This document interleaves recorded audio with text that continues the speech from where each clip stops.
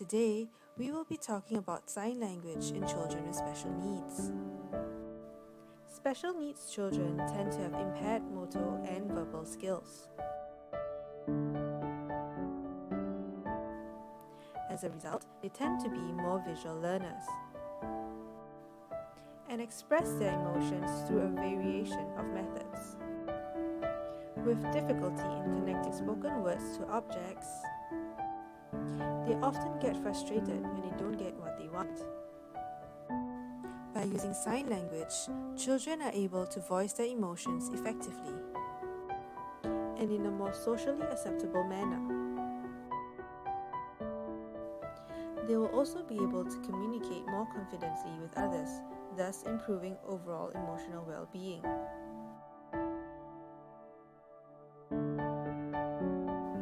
Sign language also stimulates brain areas associated with speech and language.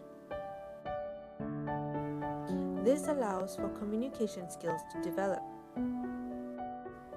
Sign language also improves learning by increasing information retention.